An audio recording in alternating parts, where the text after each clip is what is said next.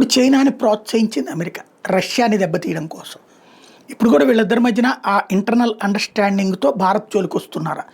ఎందుకంటే వీళ్ళిద్దరి అండర్స్టాండింగ్తోనే రష్యాని ఎదగనీయకుండా తొక్కేశారు. రష్యా ఒకప్పుడు సెకండ్ అనే కంటే కూడా ఫస్ట్ ఆర్థిక వ్యవస్థగానే ఉండేది, అమెరికాతో పోటీ పడే ఆర్థిక వ్యవస్థగా. దాన్ని దాటి యువతలకు వచ్చినటువంటి పరిస్థితి అప్పుడు చూసాం. ఇప్పుడు మళ్ళీ అట్లాంటి కాన్సెప్ట్ ఏదైనా చెయ్యబోతున్నారా అన్నటువంటిది ఇక్కడ కీలకమైనటువంటి అంశం.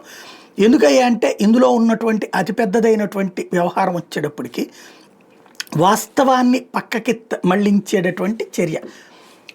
చైనాకి ఇప్పుడు మొన్న ఫస్ట్ టారిఫ్లు 150, 250, 400, 450 అని వేసాడు ట్రంప్.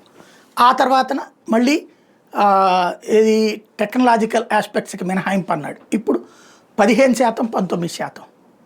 అదే భారతదేశం మీద 25% ఇంకా వేస్తాడు. అంటే ఏం కావాలి ట్రంప్కి? చైనా బాగుపడాలి, భారత్ దెబ్బతినాలి. చైనాతో తైవాన్ యుద్ధం చేయాలి, కానీ వీళ్ళు మాత్రం తోడు నిలబడతారు చైనాకి.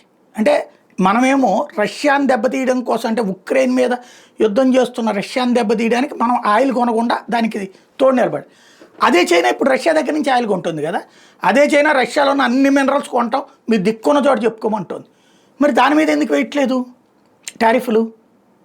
భారతదేశం మీద ఎందుకు వెంటపడుతున్నాడు?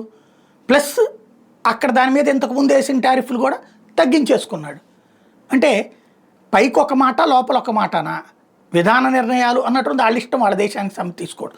కాకపోతే ఈ డబుల్ గేమ్ని ఎందుకు ప్రజలకు అర్థమయ్యేలా చెప్పలేకపోతుంది మీడియా అంతర్మాత్రం చేసుకోవాలి.